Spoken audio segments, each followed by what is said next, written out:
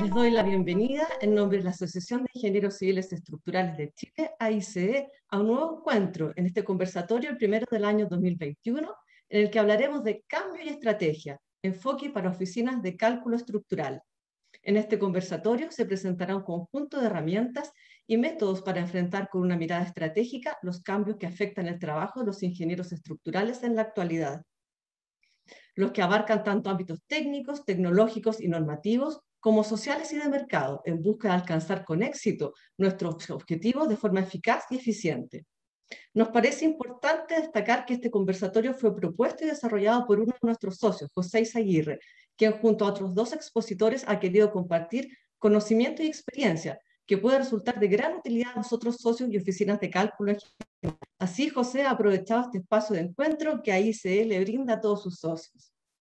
Antes de presentarles a nuestro primer expositor, les queremos informar que todos ustedes tienen habilitado un módulo en el cual pueden ir realizando preguntas o dejando algún comentario. Más que formular la pregunta completa, la idea es que escriban el título de esta. Al final de las exposiciones daremos la palabra para que ustedes mismos hagan su intervención directamente a cada uno de los expositores. Si a alguno de ustedes les interesa la pregunta que realizó otro de los asistentes, los invito a poner me gusta a la pregunta. Así, las que tengan más me gusta van a ser las primeras que incorporaremos a la conversación. Una vez terminadas las exposiciones y previo al espacio para preguntas, proyectaremos una breve encuesta que les agradeceremos puedan responder. Bueno, para comenzar quiero presentarles a quien dará inicio a este conversatorio. José Eizaguirre Trufa, que nos hablará acerca de las estrategias para el manejo, cambio y la gestión del conocimiento. José es ingeniero civil estructural de la Pontificia Universidad Católica de Chile, magíster en Ingeniería Industrial y de la Pontificia también de la Católica de Chile. Cuenta con más de 15 años de experiencia en desarrollo de proyectos de cálculo de edificios de hormigón armado, experiencia en la gestión de pequeñas oficinas de cálculo y como proveedor de insumos de construcción. Dejo con ustedes entonces a José Eizaguirre Trufa. Bienvenido, José. Adelante, por favor.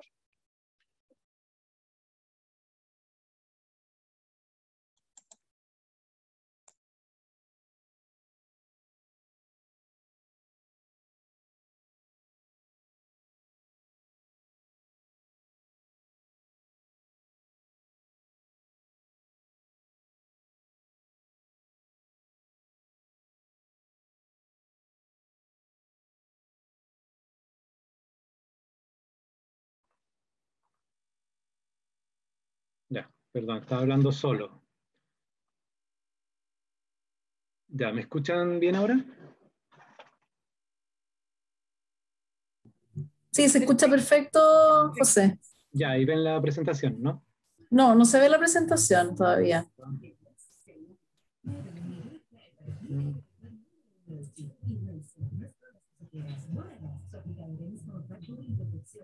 Ahí sí. Ahí sí, ya. Sí. Ya, perfecto. A ver.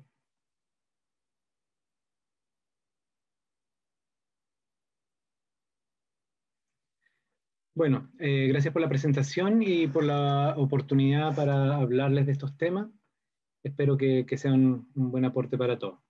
En las tres charlas de hoy tendremos como hilo central el presentarles el tema de la estrategia, abordado desde distintos puntos focales. El objetivo que buscamos es motivarlos a ahondar más en estos temas en adelante.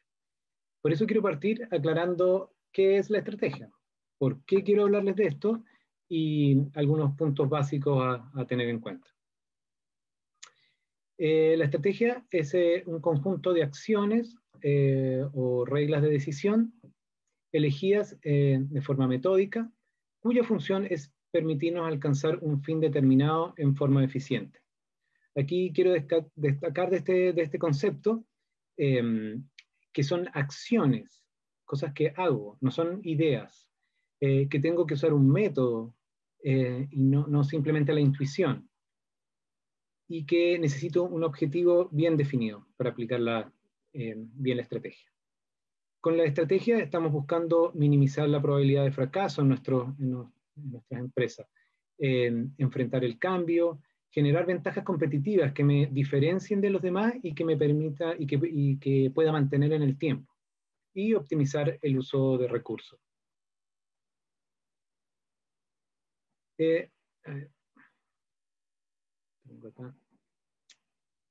Perdón.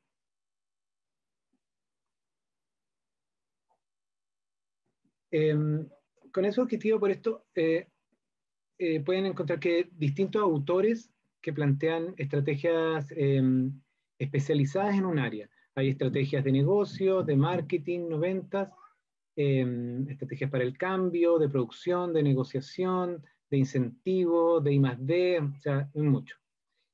Por ejemplo, pueden leer a Michael Porter, que es un autor clásico en planificación estratégica. Él habla de las 5 fuerzas de mercado, qué sé yo, que influyen sobre la empresa. A mí me gusta el modelo Delta de posicionamiento estratégico, que lo desarrolló un ingeniero chileno, Arnoldo Hatz, que es profesor de MIT. Está la tabla de mando o Balance Scorecard de Kaplan y Norton, una herramienta muy, muy poderosa para ver qué es lo que está pasando en mi organización. Y muchos más. La meta general de la empresa se puede dividir en metas específicas por distintas áreas. Entonces, con una estrategia particular para cada área, pero todas alineadas a una meta común, lo que llamamos la visión, lo que quiero para mi empresa, para mi oficina. Un punto que creo que es importante aclarar es quién es el responsable de definir la estrategia. Y aunque a veces puede parecer que es el gerente general, en realidad la respuesta es que son los dueños, él o los dueños, o en algunas empresas, si son muy grandes, sus representantes en un directorio. No pueden delegar esta función, pero lo que sí pueden delegar es a un conjunto de asesores, son las tareas de reunir datos, de generar información, de proponer metodologías, analizar la información que han recopilado y elaborar escenarios y alternativas para elegir entre ellas. Al final los dueños son los que tienen que elegir. Su compromiso es vital. Aunque de todas formas deben conocer, aunque deleguen estas cosas, igual tienen que conocer cómo se realizó el proceso. Pueden elegir tener un área de estudio dentro de la organización, personas de la organización haciendo estas cosas. Pero si no es parte de tu negocio, en realidad personalmente no creo que se justifique. Lo más común es contratar un asesor o un consultor especialista en construir estrategia, que obviamente no será un especialista en ingeniería estructural ni en nuestro negocio, pero claramente no necesitamos a alguien que venga a hablarnos de nuestro negocio, sino de algo que no es nuestra especialidad. ¿Por qué quiero hablarles de estrategia? Esto parte de algunas observaciones personales de nuestro contexto.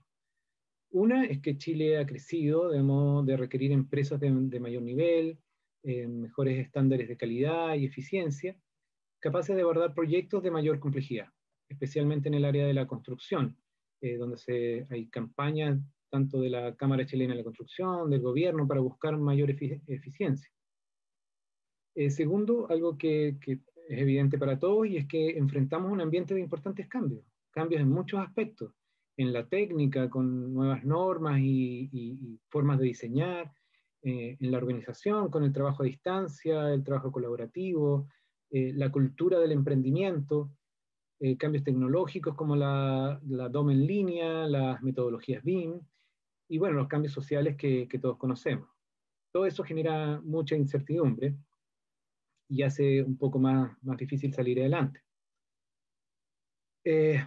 También en mi experiencia, al mostrar algunas de estas cosas, al conversar con colegas, con compañeros, cosas que he visto que hacen en otras empresas, como por ejemplo inmobiliaria, algunos ingenieros me han hecho comentarios como, no, es que ellos son más comerciales, nosotros somos distintos, como para decir que estas ideas no se pueden aplicar a nosotros. Y yo digo, bueno, en primer lugar no somos tan distintos, también somos una empresa en la sociedad, somos una empresa que se clasifica como de servicios profesionales B2B, o sea, prestamos servicios a otras empresas y no a personas. Y segundo, bueno, claro que estas teorías no se aplican igual a una oficina de servicios profesionales para empresas que en una empresa que vende productos a personas, pero las ideas de gestión, de estrategia se aplican igual. Creo que existe una presión en el mercado para evolucionar en temas de gestión. El ecosistema del emprendimiento que se ha ido construyendo en Chile permite a las empresas nacer con preparación en gestión, aunque sus creadores sean técnicos. Concursos, mentorías, asesorías, a las que es muy fácil acceder, las universidades las prestan, y uno puede encontrar cursos incluso en forma gratuita. Si antiguamente nadie hacía estas cosas, no afectaba la competencia y no era tema, pero en la medida que algunos actores comienzan a hacerlo, y hay varios que se están poniendo las pilas, por decirlo así, estos ganan ventaja porque desequilibran el juego. Como anécdota, les recomiendo que vean la película Moneyball. No sé, para los que lo vieron, pueden recordar que trata un poco de este proceso. En un mundo del béisbol en Estados Unidos,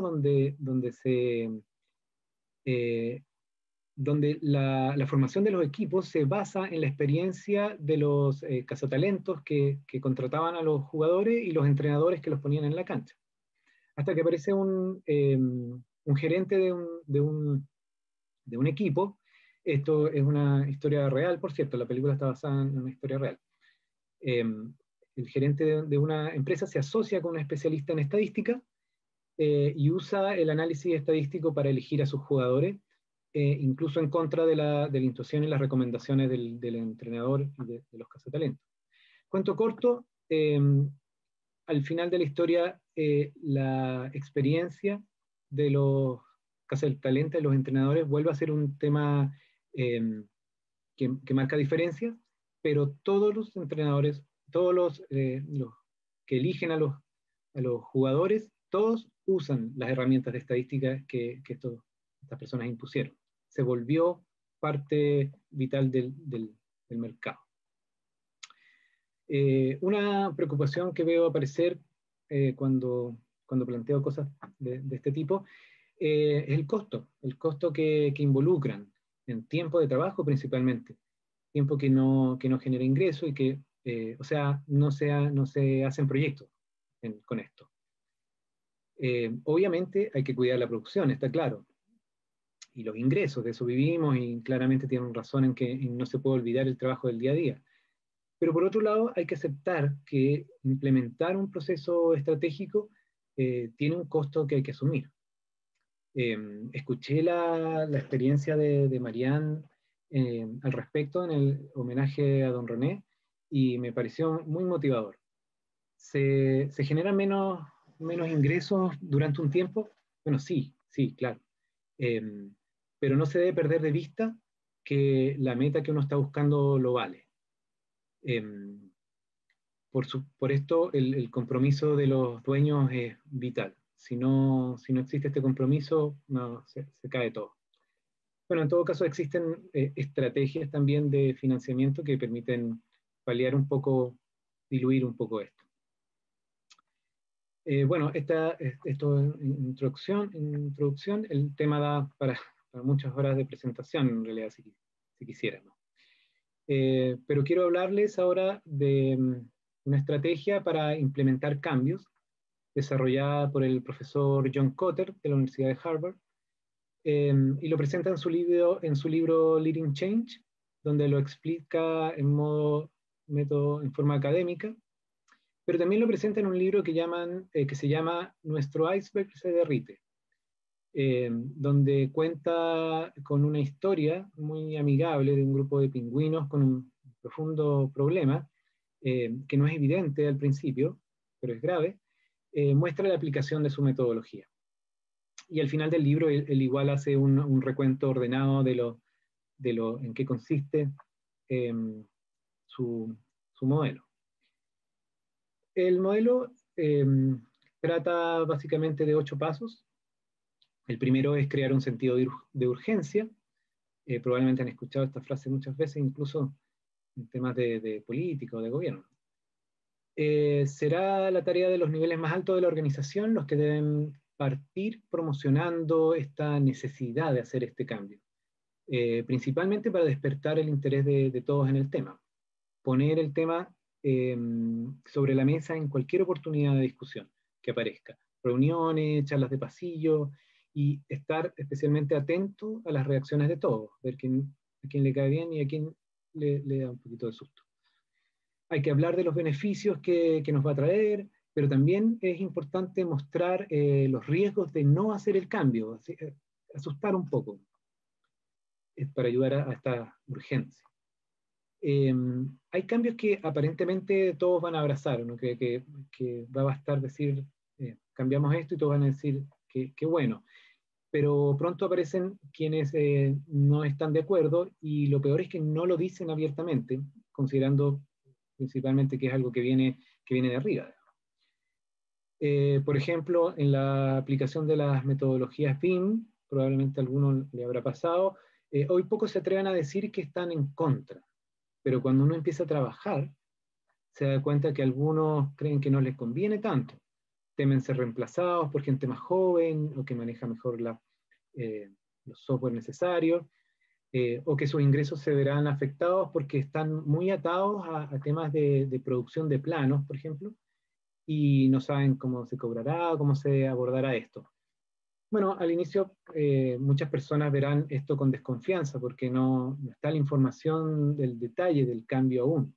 Por eso es importante y debemos presentar datos confiables, noticias, lo que está pasando en Chile o en otros países al respecto, reportajes de prensa o estudios de universidades, de centros de estudios confiables.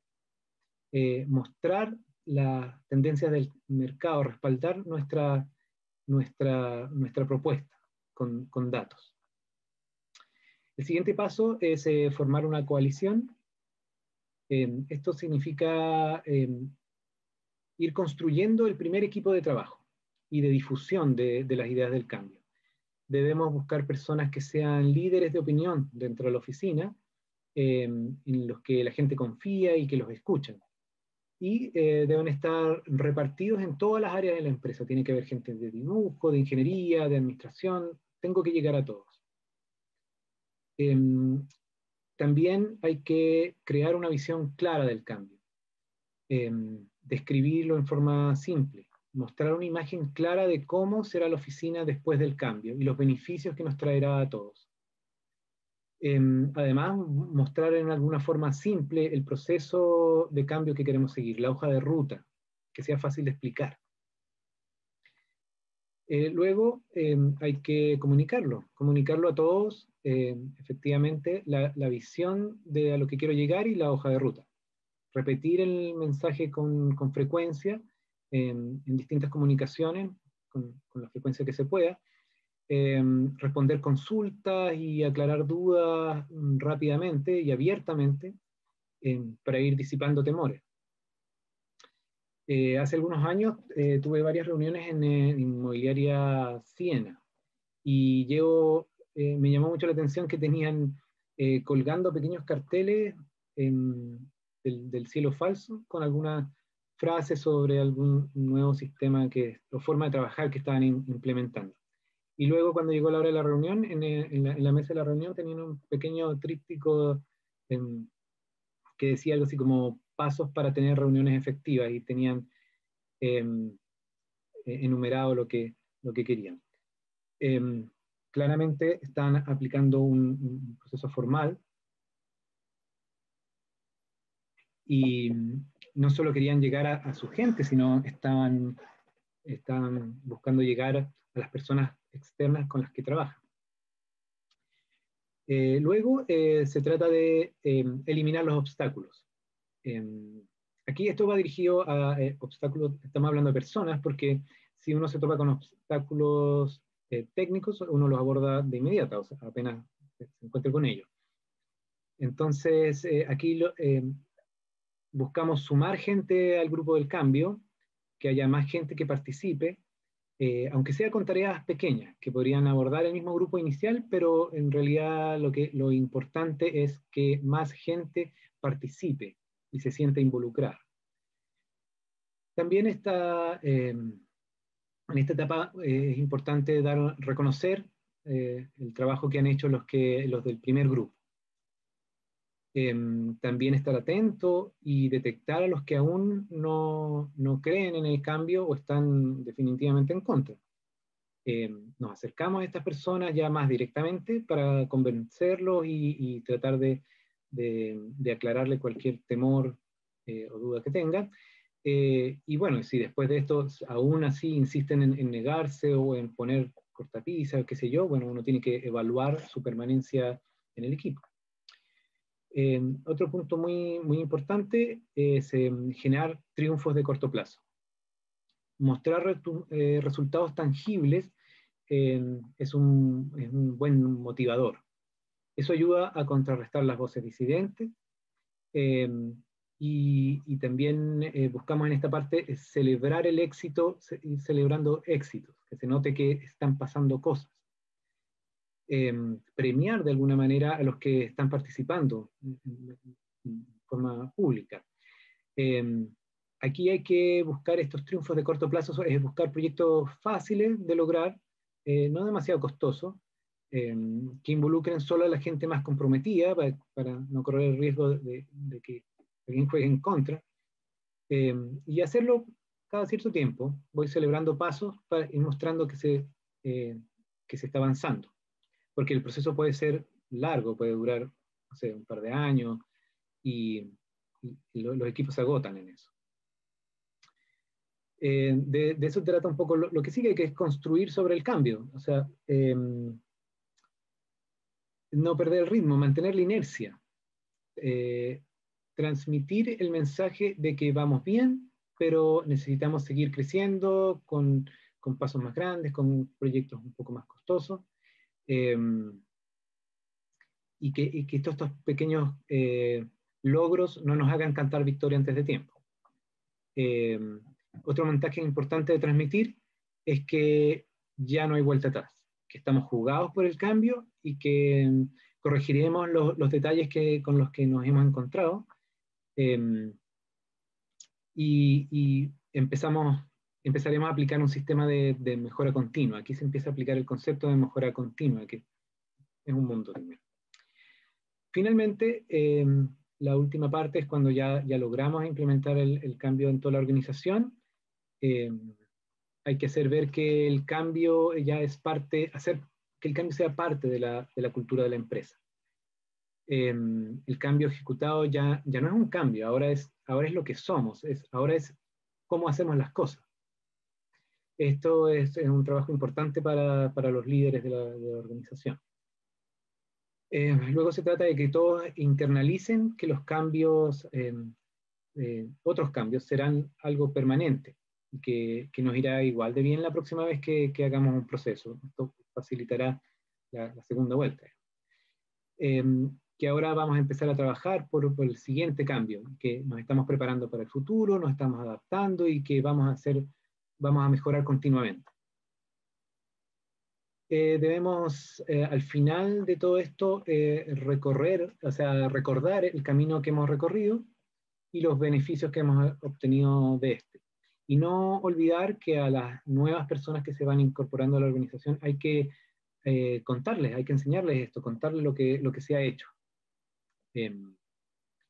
Bueno, no pude evitar ser algo teórico en esta parte, pero creo que es lo mejor, porque así cada uno se va imaginando cómo serían estos pasos en su oficina. Todas las oficinas son diferentes, aunque trabajemos un poco en lo mismo, simplemente porque somos personas diferentes, equipos que se vienen distintos. La aplicación al final de todo tiene que ser un traje a la medida diseñado por el gerente general. El segundo tema del que quiero hablarles es la gestión del conocimiento, que en mi opinión tiene una especial relevancia en empresas como la nuestra, que se clasifican como empresas intensivas en conocimiento. No es una estrategia en sí, sino es un tema estratégico dentro de nuestra oficina. Este tema tiene que ver con la forma en que capturamos el conocimiento creado dentro de la empresa, el know-how ya sea técnico o operacional, de la forma de trabajar, la experiencia de las personas. ¿Cómo lo pongo luego a disposición de todos? Y le saco provecho en toda la organización. ¿Cómo evito perder conocimiento cuando pierdo a un trabajador de mucha experiencia o especialización? O que no estoy aprovechando un conocimiento que tengo porque está en un complejo manual, un extenso manual de difícil acceso.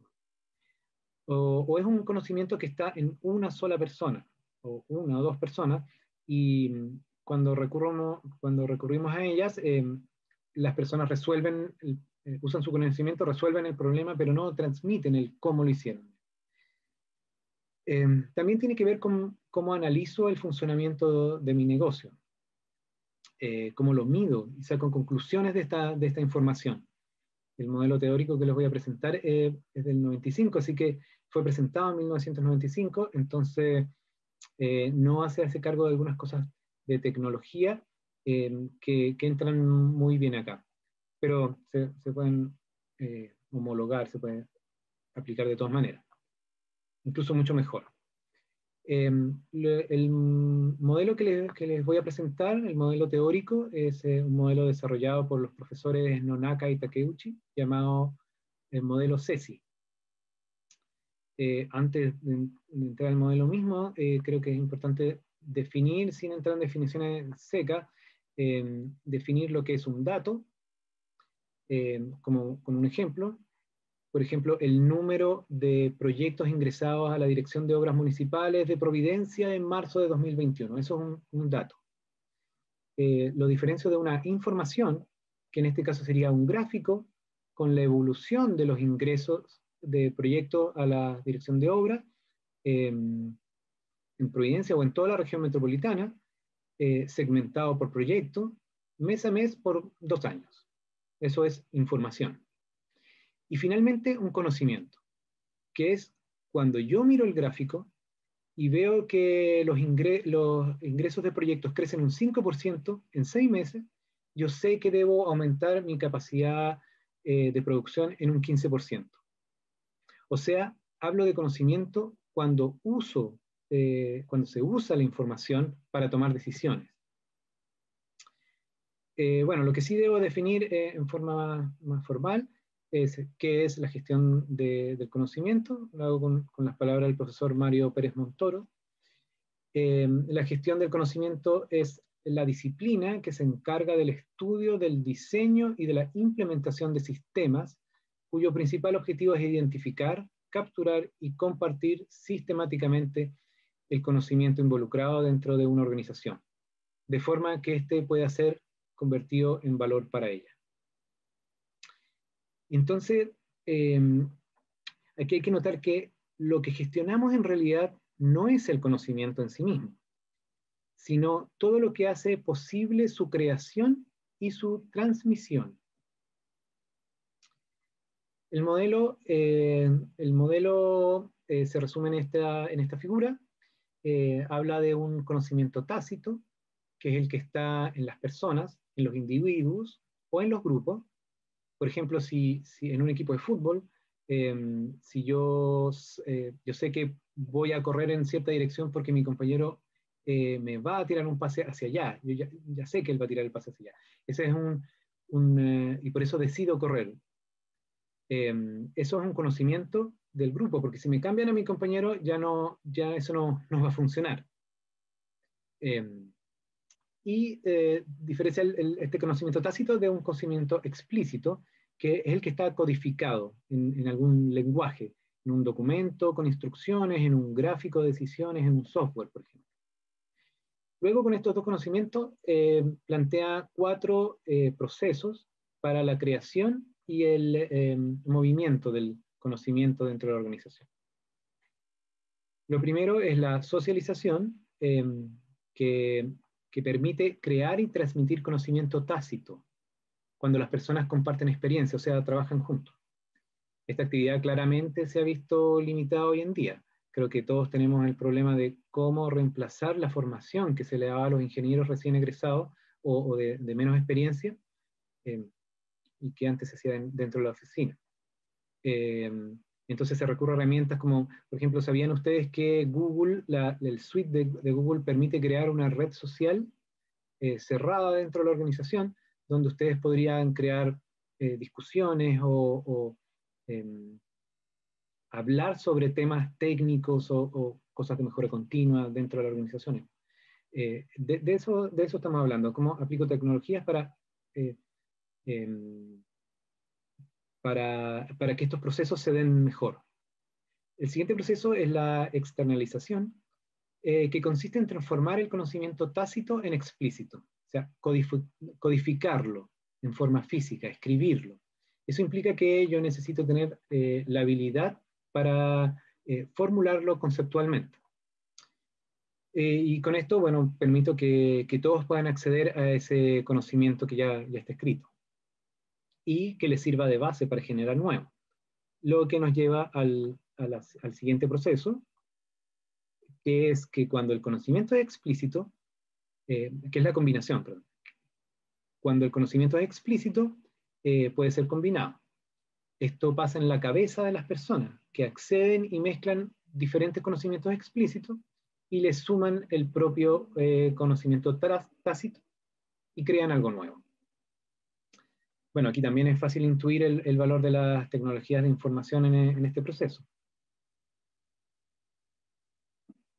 Por ejemplo, uno podría crear una propia wiki para uso interno exclusivo de la oficina. El wiki es de código abierto, uno podría desarrollar uno para uno mismo, para la propia oficina.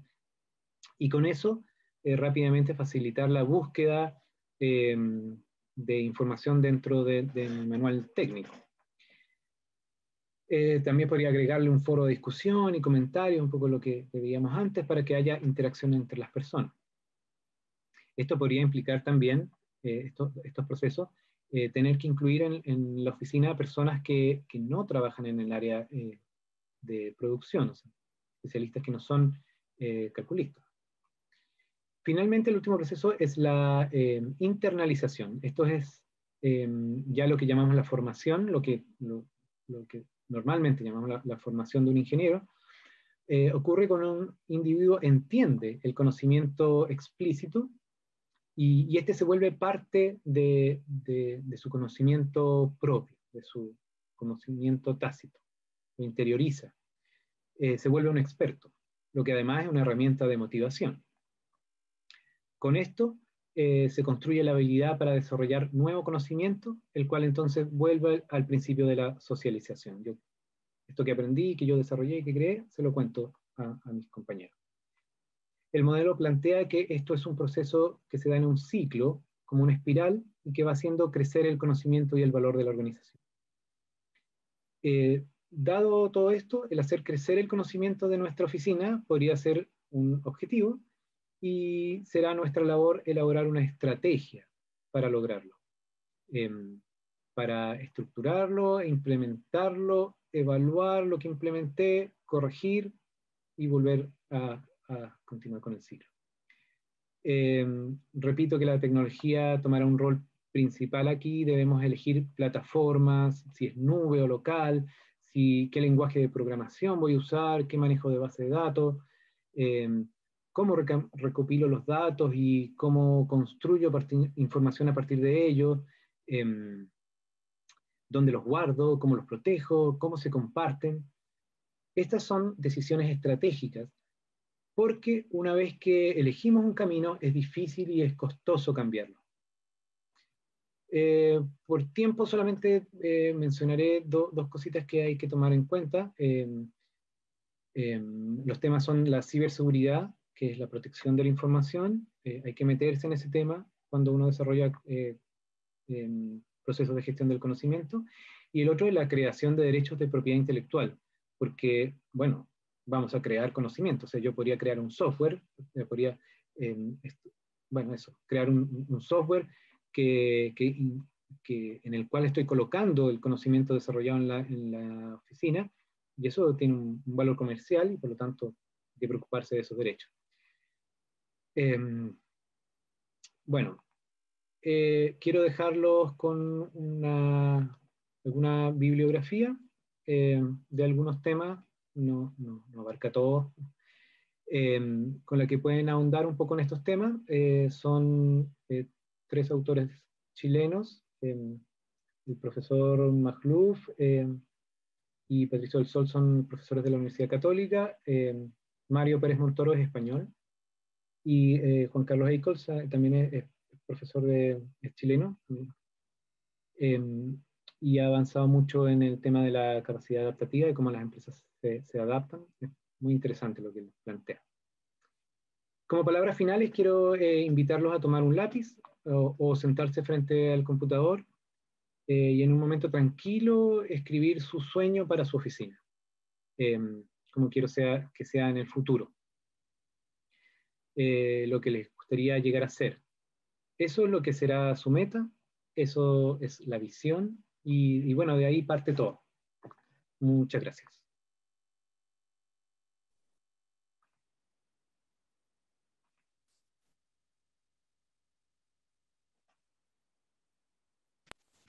Muchas gracias, José. Muy, muy interesante la presentación. Un bonito desafío además nos dejas. Bueno, partamos ahora con nuestro segundo presentador esta noche. A continuación voy a dejar con ustedes a Carlos Díaz Munizaga, quien nos hablará de planificación y transformación digital, oportunidades para la industria de ingeniería estructural. Esta presentación tratará de 2 temas que se enfocan en potenciar el valor de las compañías. En primer lugar, la planificación estratégica y cómo una planificación de alto nivel puede mejorar el desempeño de las compañías, y en segundo lugar, la transformación digital, la evolución de esta, cómo ha impactado la industria de la construcción y las oportunidades que se pueden visualizar para la industria de ingeniería estructural. Carlos es ingeniero comercial de la Universidad de Chile, MBA de la Universidad Católica, con 13 años de experiencia en la industria retail, trabajando en planificación estratégica, desarrollo de nuevos negocios, planificación financiera, entre otros tópicos, en marcas como Hush Puppies, Columbia, Cat, Rockford a nivel local y regional, en Chile, Colombia, Perú y Uruguay, liderando equipos para la transformación digital de las compañías, con foco en e-commerce, business intelligence y redes sociales. Profesor de magíster de marketing de la Escuela de Negocios de la Universidad Adolfo Ibáñez, en la cátedra de Marketing Master Project. Fiel creyente de modelos colaborativos entre empresas de una misma industria, como también en empresas complementarias. Actualmente, focalizado en impulsar la planificación estratégica, transformación digital y su positivo impacto en las empresas, independiente de la industria o del tamaño de la empresa. Dejo con ustedes a Carlos Díaz Munizaga. Bienvenido, Carlos. Muchas gracias, María. ¿Se escucha bien? Se escucha perfecto y se ve bien también. Perfecto. Bueno, gracias, María. Y muy buenas tardes a todos. Muchas gracias por la invitación que nos hizo la AICE. Es un placer poder estar compartiendo esta tarde con todos ustedes en este modo telemático, dada la pandemia, y espero entonces que ustedes y familia estén bien y a resguardo del COVID. Como ya anticipó Marian, vamos a hablar de planificación estratégica, de transformación digital, con algunos ejemplos que espero que les sean útiles, de manera de generar ese espacio, tal como decía José, para que puedan cuestionarse si tal vez lo que han desarrollado en el pasado con mucho éxito les va a servir en los éxitos futuros, o si tal vez necesitan realizar o construir un nuevo plan. Desde la transformación digital, la idea es que buenas prácticas de distintas industrias se puedan implementar en el ámbito donde las empresas socias de la AICE se desarrollan, ¿ya? Vamos al primer tema, que es planificación estratégica. Me cuelgo un poco de lo que dice José. ¿Por qué es importante realizar un plan estratégico? En primer lugar, es clave porque alinea la visión de una compañía, la mirada más de largo plazo sobre lo que es una compañía, este sueño que nos invitaba José en la presentación anterior. Y cómo nos paramos frente al mercado, cuál es nuestro potencial. El plan estratégico desarrolla generalmente un plan de crecimiento, y cuando se desarrolla un plan, como bien ustedes saben como buenos ingenieros, dejan afuera gran parte de la improvisación. Las diferencias entre lo real y lo proyectado siempre va a existir, pero por lo menos la improvisación se deja de lado. También es importante proyectar la rentabilidad y los parámetros financieros, porque todos ustedes están haciendo un negocio, por lo tanto, no se nos debe olvidar que si bien queremos desarrollarnos y desplegarnos como profesionales o como personas dentro de un contexto industrial, también es muy relevante que la empresa genere recursos para poder mantenerse en el tiempo. También es importante porque de esa forma revisamos las áreas o negocios actuales y vemos potenciales negocios que futuros, o tal vez algunos negocios o productos o servicios que puede que queden en el camino cuando nos enfrentamos a un portfolio, ¿no es cierto? Sirve para entender también el entorno competitivo y de esa forma situarnos en ese entorno y ver efectivamente cuáles son mis ventajas competitivas, cuáles son los elementos que me diferencian de mi competencia, cuáles voy a salir a potenciar, cuáles voy a fortalecer, a robustecer. Al desarrollar un plan estratégico también se define una propuesta de valor clara y precisa para nuestros clientes, pero también para el interior de la empresa, para poder alinearlos. Y también como parte importante del proceso es identificar los riesgos, las amenazas y, por cierto, las oportunidades de negocio que nos van a permitir aumentar el valor de la compañía. Finalmente, para hacer este plan tenemos que identificar cuáles van a ser los recursos que necesitamos, si están adentro de la compañía o hay que ir a buscar afuera talento o inversiones o financiamiento, y cómo nos vamos a estructurar en base a esta estrategia, si tal vez la estructura que tenemos actual sirve o tenemos que redefinirla hacia adelante. Bueno, en la misma charla anterior y en esta seguramente vamos a escuchar muchas veces la palabra estrategia, esto es estratégico, todos hablan de que esto es estratégico, no podemos dejar que este proceso estratégico, esta gestión estratégica, nos llenamos la boca, me incluyo, de poder plantear todo de forma estratégica. Y a veces esto se confunde con urgencia, porque la urgencia sufren las empresas también de eso, pero no porque sea algo urgente va a ser estratégico. Entonces aquí les doy algunas pistas que también ya mencionó José en su charla anterior, que sería importante resaltarlos. En primer lugar, la reversibilidad. Cuando nosotros hablamos de algo estratégico, es básicamente, mientras más avanzado está en esa directriz que queremos empujar o impulsar, bueno, más estratégico será. No se puede cambiar de un día para otro. Ustedes son ingenieros civiles estructurales, mañana quieren ser arquitectos o médicos, bueno, va a ser muy difícil torcer o dar vuelta para poder comenzar o reencaminar ese proceso que ustedes ya están empujando. Es una decisión que cuesta mucho cambiarla.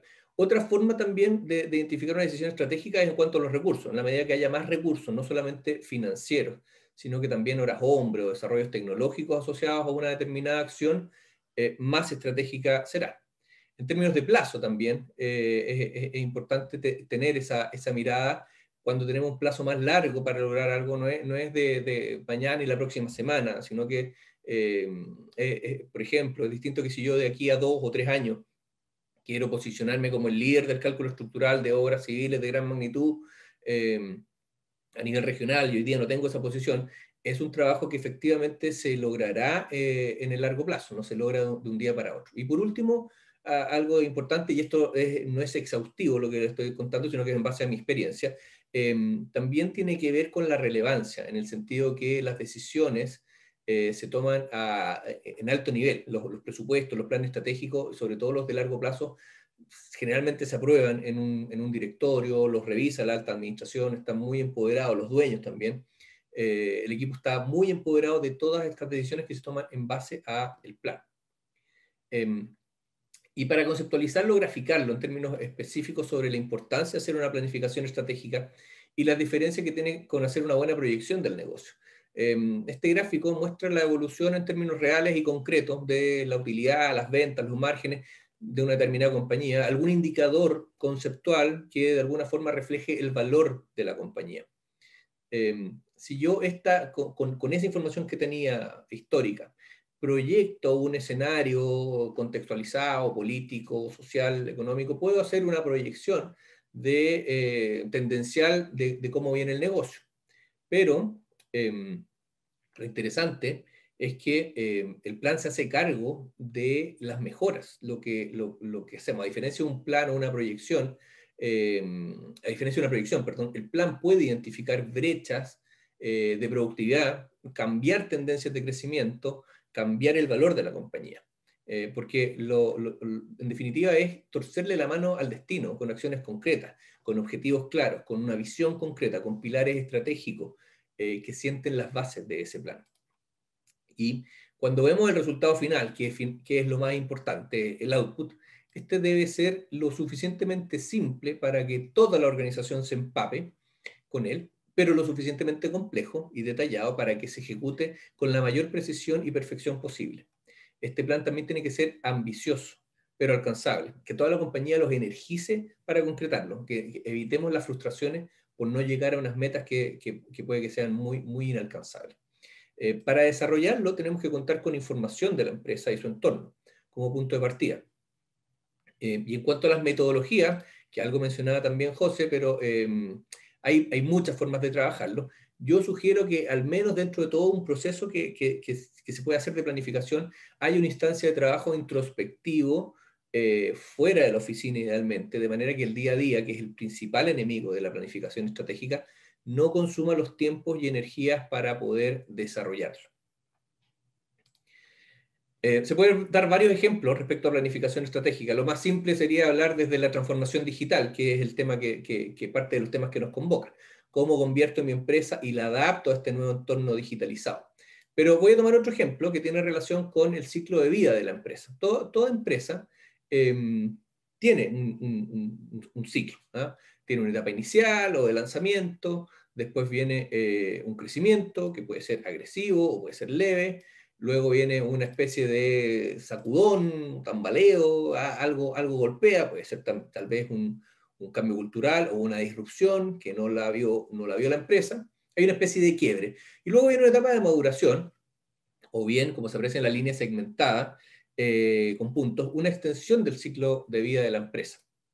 Entonces, un buen plan estratégico permitirá a esa empresa o ingeniero que partió solo o con un socio como hombre orquesta, un ingeniero estructural que le gusta el cálculo, quiere hacer ingeniería dura del propio del negocio, del core business, y que luego fue integrando más artistas, formando un cuarteto, un quinteto, luego fue formando una orquesta. Entonces puede preparar el camino para evitar un decrecimiento o un declive en su desempeño a través de una planificación que permita consolidar esa forma de trabajo o una forma de trabajo de acuerdo a la cultura de la empresa más corporativa, que rebalancee los poderes al interior de la compañía, que robustezca el equipo de profesionales que puede continuar por mucho tiempo esa labor, pero ahora ese ingeniero que estaba más en el día a día, ese ingeniero estructural, toma otras funciones relevantes para la empresa, más estratégicas, de manera de darle continuidad al negocio. Esto se relaciona con un cambio generacional que se puede planificar con las herramientas que ya hemos mencionado. Entonces, una buena planificación estratégica permitirá alargar el ciclo de vida de la empresa, aumentando el valor de esta, y también se puede planificar la continuidad de la empresa que se enfrenta a un cambio generacional o bien que quiere robustecer su gobierno corporativo. En honor al tiempo, vamos a tratar de avanzar a la siguiente parte de forma más concisa posible, y es un tema que, como ya lo mencionamos, tiene teras y terabytes de data en Internet, porque de eso se trata. Ya no es literatura, sino que es más bien contenido virtual.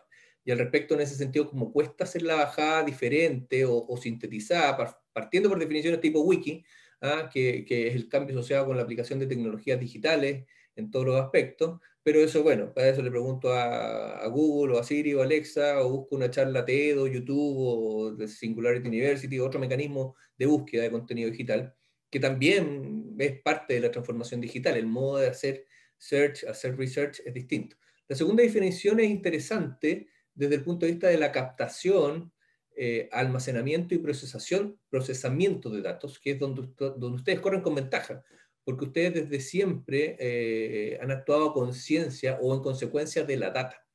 Me voy a quedar con una tercera definición que me la dio un colega de ustedes, un ingeniero civil, con amplia experiencia en transformación digital, que es la transformación de la empresa dentro de un contexto de digitalización, una revolución digital. Estamos viviendo la cuarta revolución, como lo mencionaba el señor Marcus Dantos en un seminario que organizó el GTD hace pocas semanas atrás, a puertas de lograr la singularity, que es cuando la máquina sea capaz de pensar y procesar con más capacidad que el ser humano. Y este término seguramente es bastante familiar con la industria donde ustedes se desenvuelven, porque también se está hablando de esta construcción 4.0 que estamos viviendo.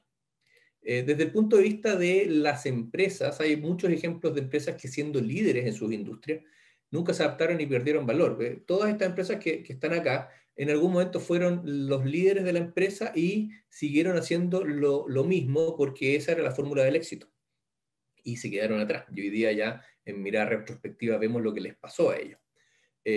Hay otras, en cambio, que han cambiado disruptivamente sus industrias. Vemos el caso de la disrupción de producto que vemos en el caso de Apple y el iPhone, que trajo un salto en el desarrollo del concepto de smartphones. También mencioné a la compañía chilena, Not Company, la que mediante inteligencia artificial logra desarrollar productos de origen animal usando ingredientes de origen vegetal, todas las implicancias positivas y saludables que esto conlleva. En el caso de la disrupción de la cadena de abastecimiento, tenemos ejemplos como Amazon, Alibaba, que su capacidad para llegar a cualquier parte del mundo en plazos impensados hace muy poco tiempo, cómo logra valorizar la cadena logística, entre muchos otros desarrollos que han implementado estos dos grupos. En el caso de la disrupción desde el punto de vista del análisis del consumidor, vemos cómo Netflix está logrando que el algoritmo que calcula la probabilidad de ver una próxima serie o película es cada vez más asertivo. En la disrupción de servicios, ya estas dos compañías son lo mismo. Uber, que es la empresa más grande de taxis sin tener ningún taxi, y también la chilena Corner Shop, que recientemente adquirida por Uber, con su servicio de intermediación de compra, cómo conecta comercios con compradores, con shoppers que prestan sus servicios de picking, de delivery. Es un modelo de negocio que también se ha ido expandiendo e implementando en otros países. En el caso de la disrupción del retail como una experiencia dentro de una tienda, Nike lo ha hecho en un modelo denominado hoy por hoy Phygital, donde se conecta y se combina lo mejor del mundo físico con el mundo digital. Lo ha hecho en sus tiendas iconos Nike, lo sigue perfeccionando. Y también otro ejemplo dentro de la industria del retail, Amazon Go, hace de la experiencia de compra un evento único, ¿verdad? Con múltiples sensores en la tienda, donde los clientes entran, eligen los productos, se van sin pasar por una caja registradora. La multiplicidad de cámaras que hay logran detectar qué productos tomó, qué productos se lleva, y sale la gente con sus productos y con la compra hecha y con el cargo en la tarjeta de crédito. Entonces, en ese ámbito de la disrupción, la mirada, como para abrir un poco la mente, es que, bueno, ¿qué pasa si es que todas estas disrupciones incorporamos una que puede ser una disrupción de procesos? ¿Por qué no? Es como alguna empresa de ingeniería estructural rompe paradigmas, puede tener una disrupción dentro del proceso constructivo, que hoy día está muy fuertemente ligado, como ustedes saben mejor que yo, al BIM y todas las integraciones dentro de la cadena de mejoras productivas en la construcción. ¿Por qué no soñar en esos términos?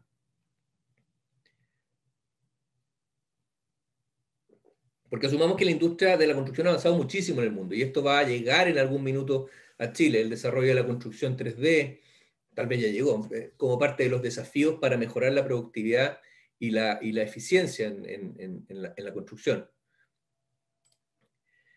Tal como hoy se están desarrollando métodos que agilicen la construcción, como el caso de la construcción modular, que hoy día se lee en las noticias también. Este ejemplo se viralizó hace unos días en Internet, fue publicado el 13 de junio por la empresa china Broad. Fíjense en el contador de arriba a la izquierda, cada segundo es una hora de trabajo constructivo modular. Se tardaron 28 horas en levantar y montar un edificio de 10 pisos. La empresa indica que en el video que cumple con altos estándares de seguridad y calidad para soportar terremotos y tifones, y pensar también todas las horas que se ahorran en construir. Tienen muchas horas de ingeniería en el proceso previo, en el diseño, en el cálculo estructural, y por lo tanto el desafío está en adaptarse a estos nuevos métodos constructivos. Finalmente, después de 28 horas y 45 minutos se logra construir, implementar el edificio. Y un último ejemplo, esto lo hago con mucho respeto a uno de los referentes de su industria, que es don Elías Arce. Esta foto antigua la podemos revivir a través de algo más sofisticado que Machine Learning, es Deep Learning o redes neuronales, dando nueva vida a las personas. Y esta compleja simulación de una imagen, potenciado, llevado a una serie de iteraciones, como por ejemplo podría ser el análisis de desempeño, que entiendo ustedes están gestionando para que sea más corto entre iteraciones y más breve en el resultado final. Este tipo de exploraciones podría colaborar para alcanzar el siguiente nivel o una rapidez impensada hace algún tiempo dentro de la cadena de valor de la construcción. Otra pregunta que también surge en todo este escenario de transformación digital es si tenemos las bases para poder hacerlo. Y creo que la respuesta es sí, porque esta es una mirada a la situación digital de Chile en enero del 2021, con una población cercana a los 19 millones de habitantes. Tenemos más smartphones que personas. También un porcentaje importantísimo de la gente conectada a Internet y usando redes sociales. Miren lo que está pasando con las startups, cómo se están generando fuertes inversiones, sobre todo las startups tecnológicas, haciendo cambios relevantes en distintas industrias, los casos que mencionaba, Notco, Corner Shop, Betterfly más recientemente. Lo mismo con el desarrollo del 5G y otras evoluciones. Por lo tanto, creo que el ecosistema es propicio para poder desarrollar la transformación digital en Chile. Y con esta pincelada, entonces, de transformación digital y sabiendo que están las condiciones para avanzar, resolvamos algunas preguntas que se deben estar haciendo. O sea, ¿dónde? Bueno, esto es holístico, esto es transversal a la organización.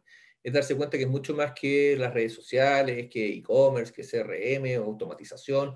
Es poner al consumidor, es poner al cliente al centro y resolver de una forma concreta una solución que traiga un valor para ambos, ¿no? Entonces, ahora bien, si hubiera que poner una prioridad, yo sugeriría, bueno, partir obviamente por el BIM, los que no lo han hecho, que es o será propio de su actividad y por lo tanto también es relevante. Y, por cierto, la ciberseguridad, como también lo mencionaba José en su presentación, por todo lo que implica no estar preparado para esos casos. Tenemos ejemplos en el mundo, energía eléctrica en Ucrania que se detuvo por este tipo de situaciones, distribución de petróleo en el oeste de Estados Unidos, más cercano el caso de Banco Estado el año pasado. Entonces, la data que ustedes manejan es tan sensible que podría dejar inmovilizado de un proceso productivo de construcción, por lo que creo que es relevante ponderarlo. ¿Ah?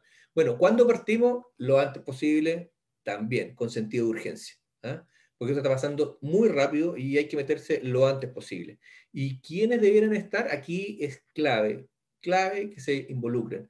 La alta administración, gerente general, directorio, dueños. Sí o sí. O sea, si no se hace esto, hay posibilidades muy bajas de poder ser exitoso en este proceso de transformación. Tiene que estar la alta administración comprometida. Bueno, gracias a esa digitalización hay mucho que se puede desarrollar. Ustedes, como les decía, son el ejemplo vivo de digitalización temprana en su core business, puesto que siempre han actuado a conciencia de la data, de información técnica que les proveen las herramientas de cálculo estructural que manejan. Pero se puede hacer en muchos frentes. Un ejemplo súper simple, que tal vez sea algo que ya lo hacen, y que es como hacer inteligencia de negocio desde el ámbito comercial usando data, con un modelo que para los que hemos trabajado en retail lo conocemos como el modelo RFM, que este básicamente habla de 3 factores cuando se analizan los clientes. Vamos a ejemplificarlo con una tabla súper sencilla, con las ventas de una compañía desde el 2020 hacia atrás. Entonces, se prioriza esta tabla en base al volumen de ventas, que es la columna que está casi al centro. La M del modelo RFM habla de money, eso es lo que representa, o monetary, lo que se pondera por lo reciente y frecuente, cuán frecuente es la compra o con cuánta frecuencia repite la compra un determinado cliente. Entonces, la mayoría de las empresas pre-transformación digital hacen análisis de clientes tal como se ve en la tabla, del mayor volumen al menor volumen, y se olvidan de los otros factores. Pero esos clientes más grandes no hacen negocios, si se fijan en la fecha, hace mucho tiempo con nosotros. Entonces, este cliente que es un big player, lo que hay que hacer es tratar de reencantarlo. Fíjense ahora el caso del cliente Symphony, que tal vez a la luz del análisis, todo en términos relativos, no es tan relevante, pero tiene 2 características súper valiosas. Repite la compra y además son compras relativamente recientes. Entonces, acá podríamos identificar a este cliente como un cliente lover, por lo tanto a este cliente hay que protegerlo, hay que cuidarlo. Tal vez en este análisis que es de una dimensión de ventas no se logra apreciar la calidad que tiene este cliente, pero de acuerdo al modelo de RFN es muy importante. Fíjense en la medianía de la tabla, este caso de LG, que es una compra relativamente reciente. Por lo tanto, este cliente que es nuevo, que no había hecho compras antes, hay que ver de qué forma aprovechamos oportunidades de cross-sell.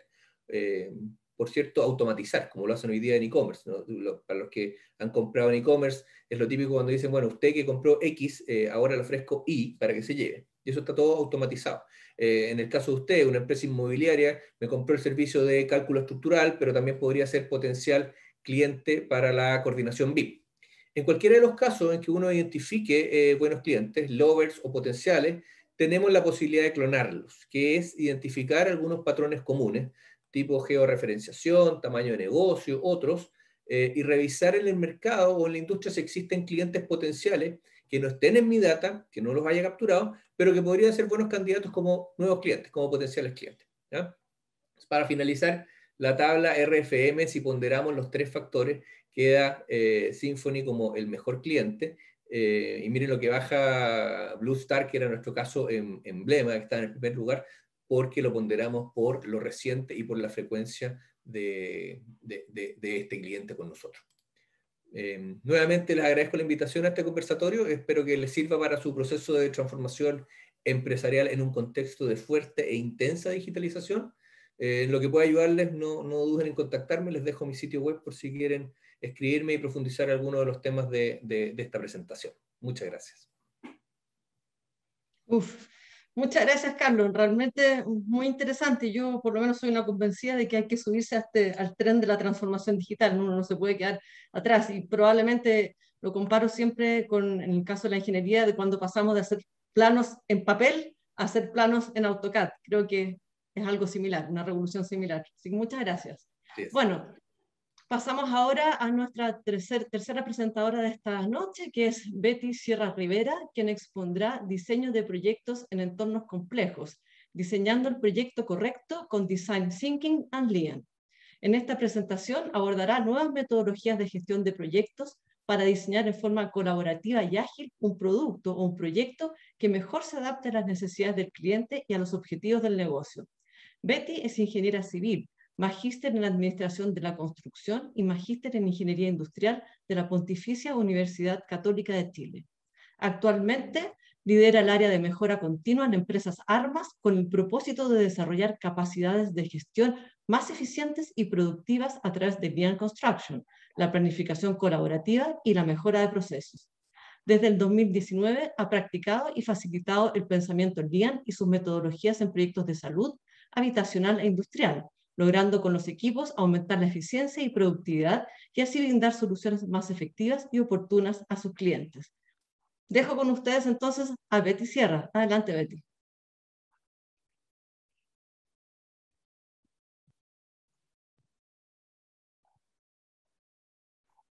Buenas noches, Marian. Buenas noches a todos. Un gusto compartir con ustedes. Gracias, Betty. Se ve perfecto y se escucha bien. A ver, veamos. No, todavía a ver. Permítanme. Ahí estamos. Ahí estamos, ok. Perfecto. Bueno, muy buenas noches a todos. Yo voy a continuar hablando un poco o complementando a la conversación que ya tuvimos con Carlos y José, y voy a hablar sobre el diseño de proyectos en entornos complejos, principalmente con nuevos enfoques de gestión que son el Design Thinking y Lean para crear sea productos o servicios que sean de mayor valor para el cliente. Bueno, los objetivos de aprendizaje o el objetivo de esta charla es, bueno, precisamente mostrarle esos nuevos enfoques, un poco profundizar cuál es la dinámica que hay detrás para el diseño de productos o servicios que sean como ágiles, por así decirlo, y que sean al mismo tiempo de mayor valor para los clientes. El esquema de los contenidos, los temas que vamos a conversar, bueno, son 5 puntos que vamos a tratar. El primero, bueno, enfocarnos un poco al contexto, que ya también abundamos un poco en las charlas anteriores, en la cual estamos insertos en entornos realmente complejos. En el segundo punto, de por qué fallan los métodos tradicionales de gestión, como los hemos realizado habitualmente. Y cómo el Design Thinking y el Lean se fusionan, digamos, para diseñar productos o servicios. qué sería en sí un producto o un servicio ágil y cómo es el proceso de creación para un producto o servicio ágil. Eso es básicamente. Bueno, el contexto en el que estamos inmersos desde el punto de vista de la estrategia de los negocios, estamos realmente en un entorno bastante complejo. No es reciente, venimos con desafíos bastante importantes con respecto al cambio climático, la recesión mundial, bueno, y qué decir de la irrupción de la pandemia con el COVID-19. Entonces, realmente estamos remecidos, digamos, por todas estas crisis, ¿no? Entonces, realmente no es suficiente solamente esperar a ver qué pasa y ver cómo reaccionamos, sino cómo nos adaptamos a este nuevo entorno tan complejo. Y hacerlo precisamente de una forma rápida, flexible y que a la vez que conlleve la menor cantidad de recursos posibles, ¿no? Entonces estamos realmente en un entorno, como le dicen, VUCA, ¿no? VUCA, ¿por qué? Porque es volátil, es incierto, es realmente complejo y ambiguo. Principalmente, ¿por qué? Porque es muy difícil que podamos predecir qué es lo que va a pasar o cuánto sabemos de la situación en sí, y porque también no sabemos cómo nuestras acciones van realmente cómo nuestras acciones van a predecir el resultado, o cómo vamos a tener el resultado, qué resultados vamos a tener de nuestras acciones, disculpen. Entonces realmente es por eso es que se dice que estamos en un entorno VUCA o de gran complejidad, volatilidad, y realmente es muy difícil. Ahora, ¿por qué nos fallan los métodos tradicionales de gestión o de estrategia de negocio? Principalmente porque generalmente llevan mucho tiempo en las oficinas, por ejemplo, para el desarrollo de los proyectos o para el desarrollo de un producto o de un edificio, como es en el caso de los negocios inmobiliarios. Por lo general es como una producción en cascada, ¿no? Nos demoramos bastante tiempo, si no meses, años, en desarrollar productos que a veces cuando ya finalmente los construimos o los llevamos al mercado, no sabemos si vamos a tener un cliente en realidad o si ese cliente va a valorar este producto o servicio que nosotros estamos brindando en ese momento. Por eso los métodos tradicionales fallan, digamos, porque no son capaces en sí de adaptarse al nuevo contexto de una forma rápida y flexible para que tengamos éxito. Por lo tanto, bueno, estamos sí o sí, como decía José, en un sentido de urgencia. Necesitamos realmente un cambio en la estrategia, en la forma en que hacemos negocios, en la forma en que operamos también. Porque abordar este nuevo espacio de disrupción requiere realmente un salto de cómo lo hemos hecho tradicionalmente. Y así los negocios van cambiando, ¿no? Y nos enfrentamos ante la disyuntiva de o mantener y defender nuestro core business actual o nutrir nuevos negocios emergentes que generen mayor valor para los clientes, pero que a lo mejor nos va a demorar un poco más de tiempo, o dar un salto disruptivo o cuántico, por así decirlo, y crear nuevos negocios genuinos como los que mostró Carlos de Netflix, de Corner Shop, Uber, y así otros tantos que han realmente cambiado la forma en cómo se hacen los negocios y incluso las industrias. Acá les traigo algunas empresas de cómo se han comportado ante estas crisis. Por ejemplo, así vemos como Ford, 3M, General Electric, que se unen para fabricar respiradores y ventiladores ante el coronavirus, ¿no? Vemos que realmente cambian su estrategia de negocio y deciden adaptarse a las necesidades actuales y plantear una solución de forma rápida y oportuna. Así también vemos noticias como las que mostraba Carlos también, de que como en China se completa en 10 días la construcción de un hospital en Wuhan para combatir el coronavirus, ¿no? Estamos viendo que realmente se están adaptando de una forma súper rápida ante esta nueva necesidad. Y también en Chile, ¿no? Yo creo que también en Chile estamos notando ciertas tendencias, ciertas innovaciones, por así decirlo, en la prefabricación y la industrialización. Sobre todo también después de la pandemia se ha marcado un aumento de los clientes por el interés en soluciones inmobiliarias que sean modulares. Entonces también vemos un cambio en los modelos de negocio y así nuevos actores que están queriendo irrumpir en estas nuevas formas de construir y de hacer edificios y negocios inmobiliarios.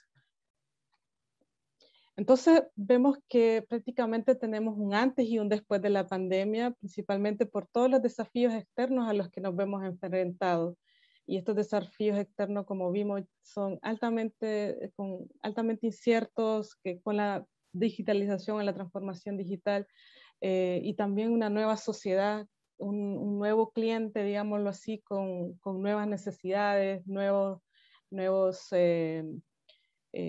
deseos, nuevas aspiraciones y así también nuevos tipos de clientes. Por lo tanto, los desafíos internos como empresa es que seamos lo más flexibles posibles, que nos adaptemos a ese nuevo entorno tan cambiante, porque también no es estático, sigue cambiando, que seamos muy resilientes, que perseveremos en este entorno y claramente con una nueva estrategia que nos respalden también nuevas capacidades, nuevas formas de organizarnos, nuevas formas de comportarnos y también nuevas formas de hacer negocios. Aquí es donde aparece el Design Thinking y el pensamiento Lean para el diseño de productos o servicios. El Design Thinking básicamente es un proceso de diseño colaborativo para generar y organizar ideas e información. Y por otra parte, el Lean Startup es un enfoque para crear soluciones valiosas a través de ciclos cortos de validación con clientes usuarios. Ambos enfoques o ambas formas de pensar y de crear productos o servicios se unen para aprender para construir o construir para aprender. Es como que ambos enfoques se complementan de esa manera. Y el objetivo principal es crear o diseñar soluciones que realmente resuelvan los problemas reales de los clientes y que lo solucionen de una forma lo más rápido y ágil posible. A través de ciclos continuos de retroalimentación, como les decía. ¿Por qué buscamos ciclos cortos de retroalimentación en la creación de productos o servicios? Primero porque buscamos probar nuestra hipótesis, ¿no? A lo mejor nuestros supuestos están erróneos, nosotros pensamos que el cliente tiene esa necesidad, pero a lo mejor no es así. Y es la oportunidad de a través de estos ciclos cortos de retroalimentación validar si el cliente le interesa desde etapas tempranas o si realmente le tenemos que hacer algunos ajustes o mejoras. Y principalmente lo que hay detrás es que, bueno, no gastemos demasiado tiempo, dinero y esfuerzo diseñando un producto que finalmente no va a ser de interés o no va a ser valorado por un cliente. Eso es el objetivo principal de hacer estos ciclos cortos e incrementales, digamos, de desarrollo de productos o servicios. Por ejemplo, si nosotros tuviéramos el desafío como para explicarles qué sería un producto ágil, si yo creo una tijera, ¿alguien la usará? Por ejemplo, si nosotros tenemos una necesidad de crear de cortar el pasto, ¿cuál sería el producto más adecuado para cortar el pasto? Entonces nos empezaríamos a preguntar, bueno, ¿existe un cliente que necesite cortar ese pasto? ¿O existe el pasto para cortarlo? y así sucesivamente vamos a hacer una serie de supuestos que es necesario validar. Y probablemente cuando empecemos a diseñar el producto que resuelve esta necesidad de cortar el pasto, probablemente vamos a tener muchas versiones de ese producto, ¿no? Y la primera versión en este caso sería el producto mínimo viable, por así decirlo, que sería la tijera cortadora, ¿no? Después pasaríamos a un producto más automatizado, pero también manual y que corte una cierta cantidad de pasto, hasta llegar finalmente a un carrito de cortador de pasto que sea prácticamente, que corte, digamos, mayores cantidades y que la persona lo pueda manejar, ¿no? Y yo creo que esa ha sido la estrategia también de estas empresas que mencionó Carlos, como Netflix, ¿no? Ellos no partieron como la plataforma que son ahora, ellos partieron arrendando y vendiendo videos a través de su web. Y después de un año de validar de que había un interés, de que hay un cliente dispuesto a pagar por el servicio, es que nace la plataforma como la conocemos hoy de suscripción, ¿no? Entonces lo importante acá es que en cuanto antes validemos nuestra propuesta de valor de nuestro producto o servicio, mejor invertiremos nuestro tiempo y recursos. Lo importante es también pensar que este producto va evolucionando en el tiempo y que a medida que vamos validando los requisitos con este cliente, podemos llegar a un producto más desarrollado. Si ustedes se fijan también en el caso de Google o de estos grandes desarrolladores de software como Microsoft, ellos siempre están en modo beta y siempre estamos en una versión avanzada y van así evolucionando su producto de acuerdo a estos nuevos requisitos o a estas nuevas necesidades de los clientes o los usuarios. Entonces, finalmente, un producto o servicio ágil, ¿qué sería? Es básicamente un producto o servicio ágil, es muy sinónimo de un producto mínimo viable, ¿no? Y un producto mínimo viable es la versión mínima de un producto o servicio que posee las funcionalidades mínimas para satisfacer las necesidades de los clientes. En esta figura también se muestra, por ejemplo, si quisiéramos satisfacer la necesidad de movilización de una persona, no sería suficiente que solo hiciéramos una rueda o las dos ruedas, ¿no? Necesitamos realmente crearle una solución mínima viable para movilizarse, sea desde una patineta hasta pasar bicicleta, motocicleta, hasta un auto, ¿no? Eso, y así sería la evolución de esos mínimos productos viables. Ahora, es desafiante escoger el mínimo producto viable y creo que aquí lo importante es un poco pensar qué características debe tener esa solución que nosotros queremos brindar a nuestros clientes. Y acá lo que proponen Jeff Patton es que, bueno, tiene que estar en la intersección entre estas tres características.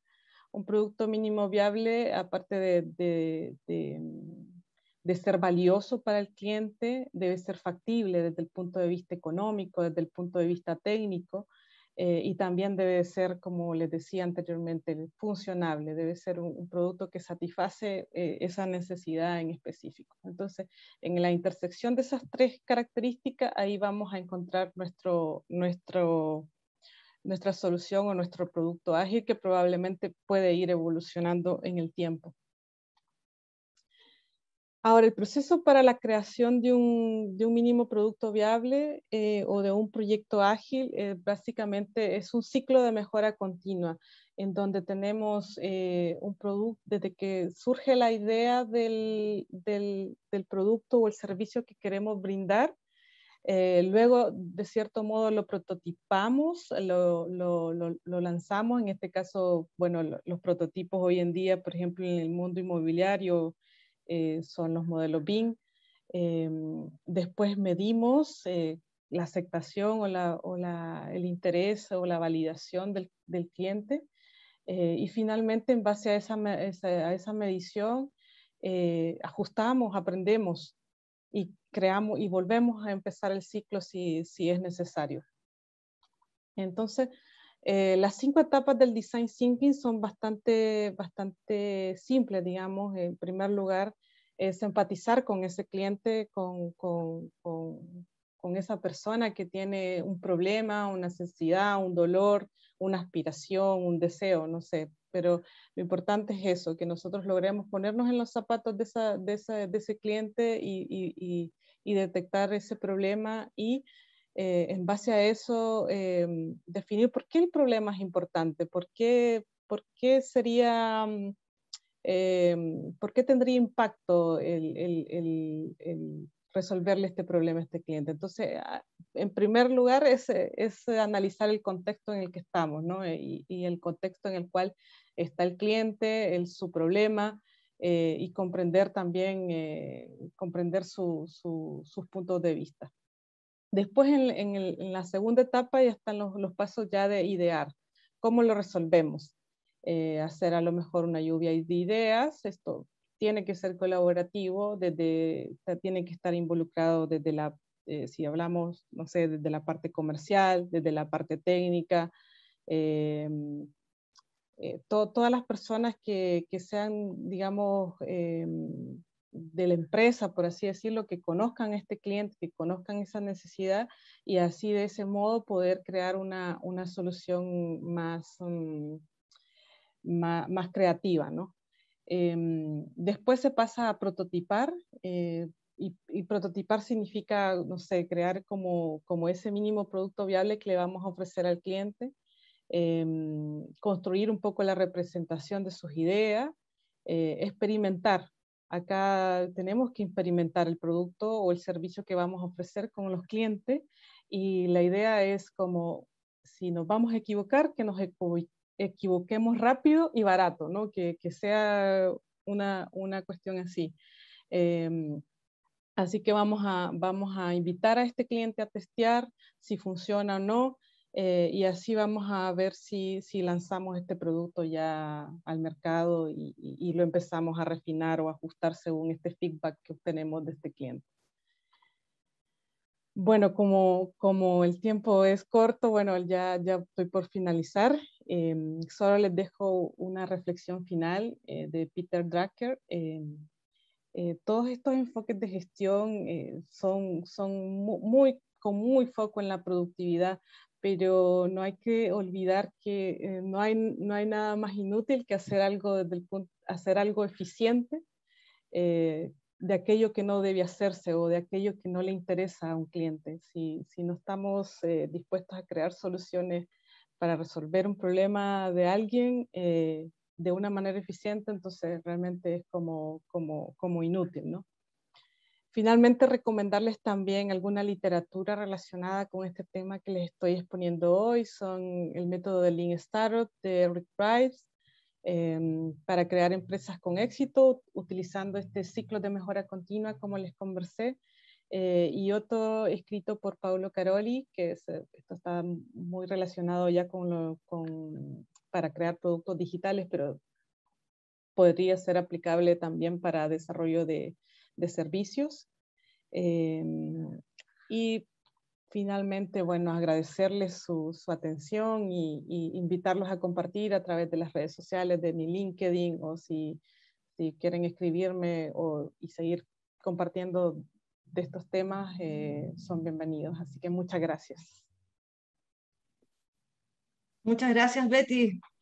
Muy interesante también esta presentación. Yo también creo que probablemente lo más difícil que tenemos al hacer nuestro trabajo es entender la pregunta o la necesidad del cliente y responderla según lo que él necesita. A veces son cosas simples que nos sacan un poco del camino que teníamos programado, pero que en la medida que uno entiende lo que la persona quiere y lo que necesita, a veces son fáciles de resolver. Y yo eso creo que efectivamente a lo que te refieres un poco cuando nos hablas de esto.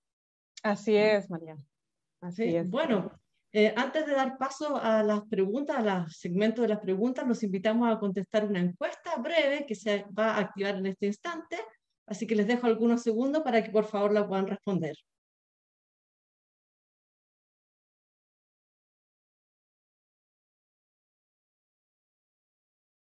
Yo creo que estaremos ya listos. Unos segundos más. Es cortito, así que...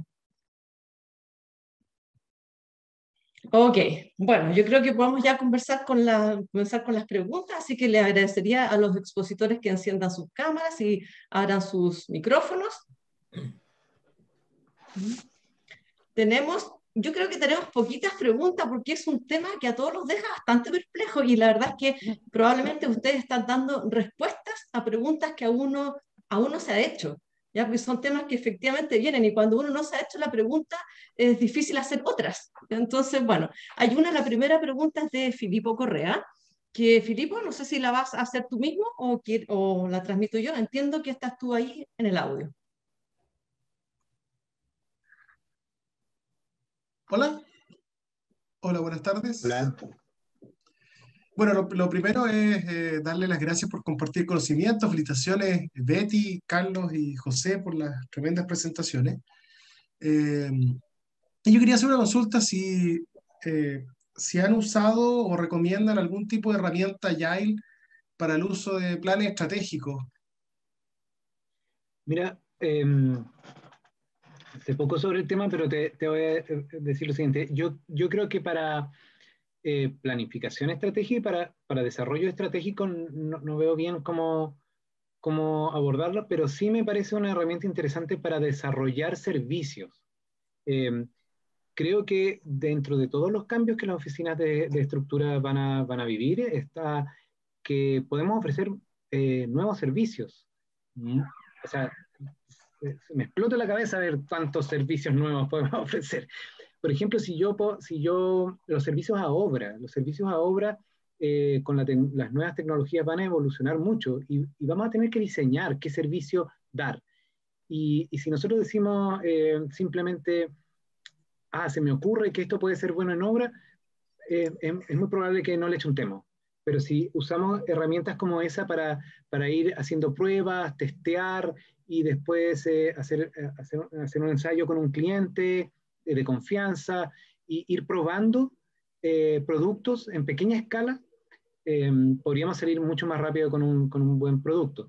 Así que yo creo que probablemente en la minería, en cosas industriales, lo pueden usar más ampliamente, pero yo me he desarrollado principalmente en proyectos arquitectónicos, de inmobiliarios.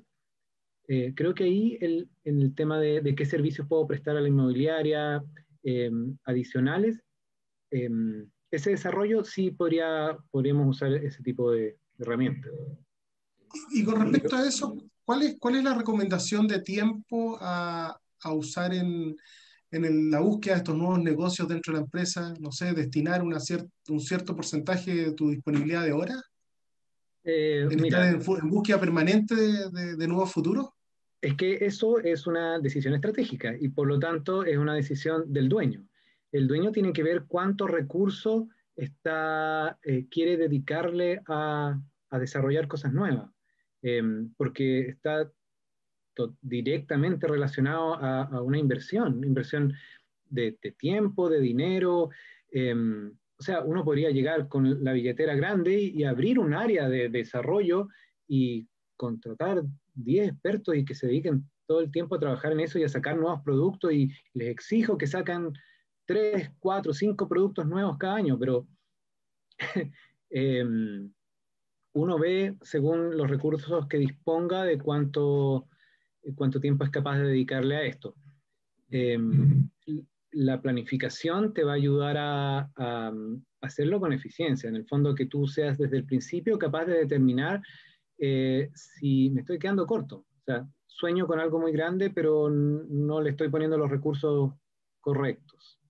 Ese análisis te tiene que, tu metodología tiene que ser capaz de avisarte de tu nivel de inversión es muy bajo para lo que quieres lograr. Correcto. Yo puedo complementar un poco lo que dice José y Filipo, gracias por tu pregunta. Creo que efectivamente para desarrollar un plan estratégico y desarrollar los pilares estratégicos, construir la estrategia del negocio, es relevante usar otras metodologías que no sean agile, porque son etapas de mucha introspección, de revisión de lo que está pasando en el mercado, un poco lo que hablábamos de estas disrupciones. Ahora, una vez que tú defines tu estrategia y vas elaborando actividades o acciones para empujar esa estrategia, claramente y sin duda ahí se pueden utilizar esos métodos de Agile para poder avanzar más rápido y como decía Betty, también todos los detalles que hay en cada uno de esos. Entonces, creo que ahí es importante poder hacer la mezcla, pero para definir la estrategia puede que hayan otras metodologías más apropiadas, pero para avanzar en cada una de las actividades concretas para lograr esa estrategia, sí puedes usar Agile. Y con respecto a lo que tú mencionabas, Filipo, tal vez lo que decía José es efectivo, que hay algunas empresas que ocupan, por ejemplo, comités de innovación con las mismas personas al interior de la empresa, o también atrayendo talento que pueda estar vinculado. O sea, tengo las dos experiencias y es mucho más enriquecedora cuando de la misma empresa se forma un comité de distintas áreas, que sean equipos multidisciplinarios, que no solamente esté en el área comercial o de desarrollo o de cálculo ingenieril, sino que esté una persona, no sé, de sistema o de recursos humanos, y que también incorporen talento de afuera. Hay mucho talento hoy día en la universidad, hay mucho talento, como les decía, en el desarrollo de startups, y son empresas que están súper disponibles a poder participar por ejemplo, instancias de colaboración o de comités de innovación al interior de empresas que puede que, entre comillas, estén un poquito más rezagadas y que por lo tanto para ellos sea más fácil empujar este carro. Bueno, muchas gracias. Yo creo que pasamos a la siguiente pregunta. La siguiente pregunta es de Eduardo López, pero me pide que la haga yo porque está sin micrófono, sin audio. Así es que la leo. Dice, dado que la comunicación efectiva no es algo que se dé fácil a la mayoría de los ingenieros, y es cierto, probablemente somos bastante simples para decir las cosas y no tenemos mucha comunicación tan efectiva, ¿recomienda el apoyo de un equipo de recursos humanos para abordar estos temas? Puede ser a lo mejor para Carlos o para José la pregunta. Absolutamente, o sea, absolutamente recomiendo el apoyo de un área de recursos humanos. En, nosotros solemos encasillar a recursos humanos a tareas muy administrativas, o sea, hacer liquidaciones y manejar licencias y vacaciones y cosas así, pero las labores de recursos humanos en una empresa son muy amplias y pueden aportar muchísimo, y son necesarios. O sea, si uno quiere crecer, tiene que tener eso. O sea, ellos aportan en conoce a tu gente, aportan en elige bien a tu gente, nueva, digamos, y entrena a tu gente, que son cosas vitales. Ahora, sobre la comunicación, creo que te asesoran, pero la comunicación tiene que venir por la cadena de mando. O sea, a mí me tiene los mensajes me tienen que llevar de mi jefe. Mi jefe me tiene que decir las cosas, lo que quiere, lo que vamos a hacer. Mi jefe el que me tiene que inspirar, no me puede venir a inspirar un gallo de recursos humanos, eso no, pero sí a mi jefe lo puede asesorar el gallo de recursos humanos y recursos humanos lo puede ayudar a organizar una charla, a organizar formatos de presentación de la información, eso sí, sí. De todas maneras recomiendo tener un área de apoyo de recursos humanos, sí. Complementando. Perdón, dale, Betty, sorry. Ay, lo siento, solo quería comentarles un poco mi experiencia personal. Hoy en día yo estoy liderando el área de mejora continua de la empresa Armas y estoy inserta trabajando codo a codo con capital humano. De hecho, formo parte del área de capital humano, precisamente porque nos hemos dado cuenta de que los cambios y las mejoras en los procesos o las innovaciones las hacen las personas. Y eso hay que recalcarlo. Si las personas no cambiamos nuestra forma de pensar, nuestra forma de comportarnos, nuestra forma de hacer las cosas, muy difícilmente vamos a hacer posible la estrategia, la transformación digital, la gestión del conocimiento. Todo se sustenta en las personas. Eso es mi opinión y de hecho eso es lo que pensamos en la empresa y por eso estamos estructurados de esa forma. Sí, estando de acuerdo con lo que dijeron, que el talento es muy relevante.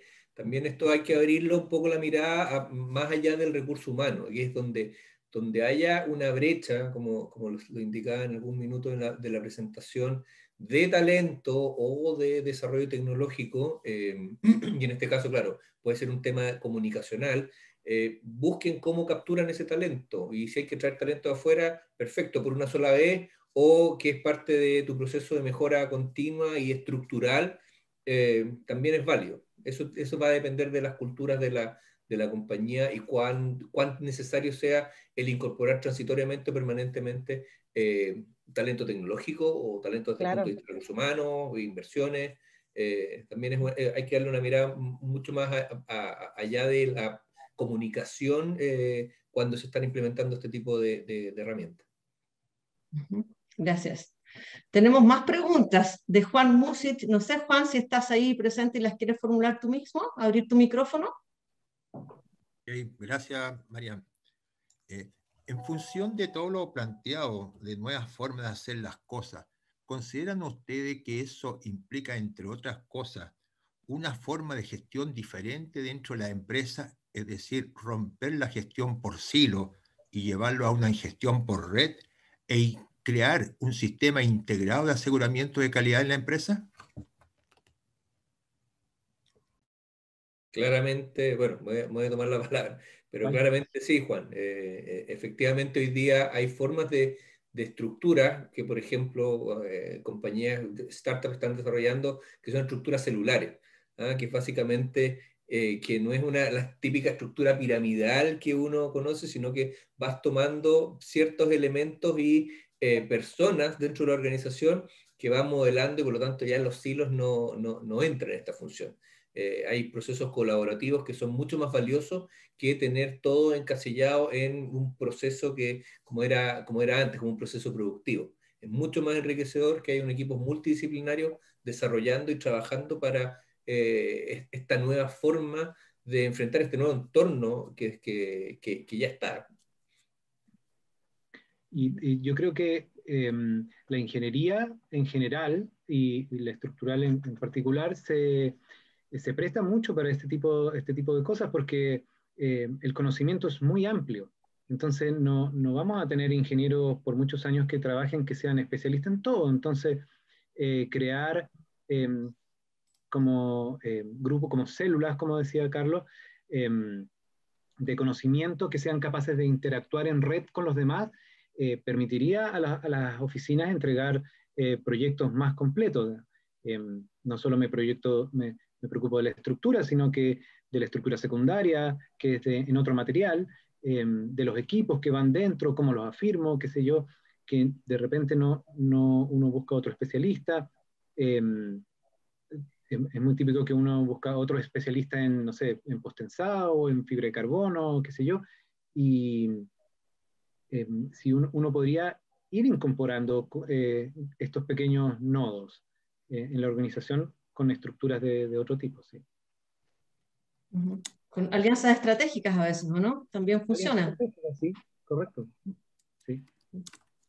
Tenemos una última pregunta no, aparecieron dos más, pero una es de Abraham Sea. No sé si Abraham estás ahí, ¿quieres tú activar tu micrófono y hacer la pregunta tú mismo?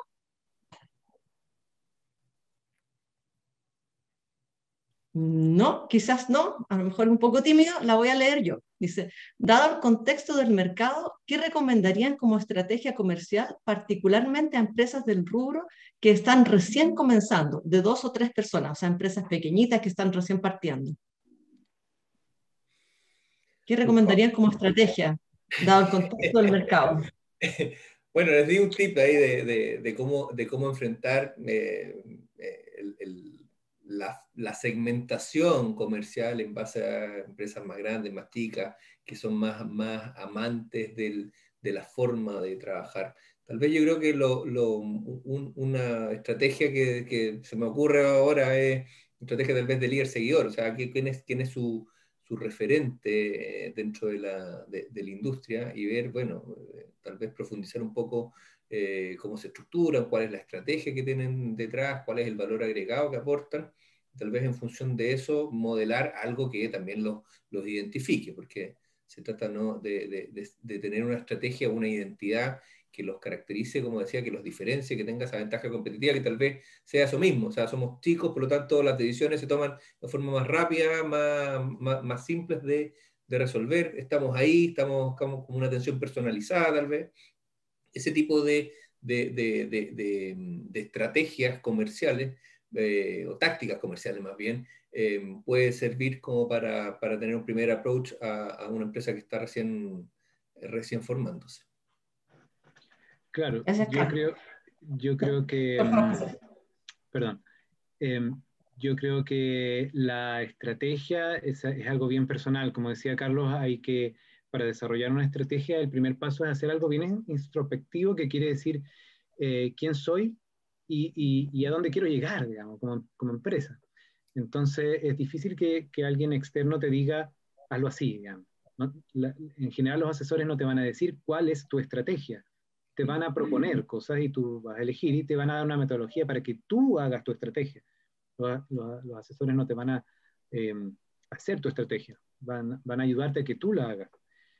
En todo caso, bueno, hay muchas cosas que hacer. Uno puede elegir buscar un nicho. Uno tiene que investigar el mercado y buscar una cosa muy especial que quiera que muy poca gente haga, volverse bueno en eso, y eso te permitirá ir conociendo clientes y después ver que conoces a estos clientes, le puedes ofrecer algo más, y así. Entonces, especializarte en una cosa técnica puede ser un camino interesante. Lo que decía Carlos también, buscar a alguien que sea destacado, una empresa que sea destacada, e imitarla. también es un camino. Lo importante, y complementando contigo, José, creo que también es relevante, y ahí le recomiendo, no me acuerdo quién fue el que hizo la pregunta, hay una persona que se dedica a hacer este tipo de miradas introspectivas, que es Simon Sinek, que hay varias charlas TED que identifica un poco tu identidad desde el punto de vista de por qué estás haciendo lo que haces. Generalmente hay tres preguntas, ¿eh? Él habla del Golden Circle, el what, círculo de oro. el how, el círculo de oro, el qué, el cómo y el por qué. Entonces, generalmente todas las empresas, en todas las industrias, saben qué es lo que hacen y cómo lo hacen. Pero hay pocas que saben responder la pregunta del por qué lo hacen. ¿Eh? Y en ese sentido es súper interesante, y desde el punto de vista experiencial como consultor en planificación estratégica, y como bien decía José, no lo vamos a resolver nosotros, sino que vamos a encauzar estos cuestionamientos de manera que la respuesta salga de la misma organización y de esa forma construir una estrategia hacia adelante. Si puedes ver las charlas TED o leer los libros, porque tienen un montón de literatura, Simon Sinek, del Círculo de Oro, súper relevante como para responder también esa pregunta. Muchas gracias. No, ahora sí nos queda una última pregunta que es de Ian Watt. Entiendo que Ian estás ahí, así que si quieres activar tu audio, por favor. Ya. Gracias, Marian.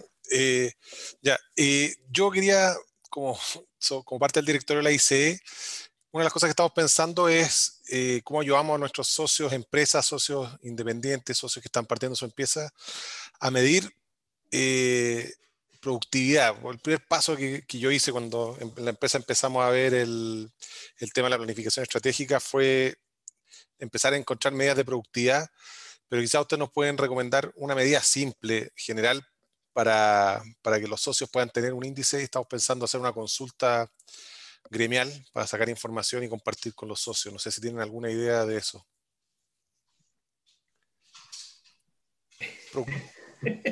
Excelente pregunta, que los tres. Yo te puedo contar cómo lo hacemos nosotros en la empresa.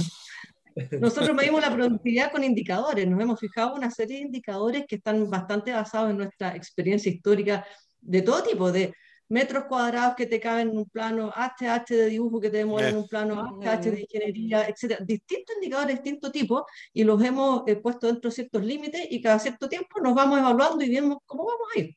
No sé si eso es algo que es estándar o no, pero a nosotros nos funciona bastante bien. No, yo también tengo medidas internas, pero claro, son muy internas. Estaba pensando algo así como bien sencillo y macro para que distintas oficinas, distintos portes pudiéramos hacer un reporte anónimo, una consulta, algo así.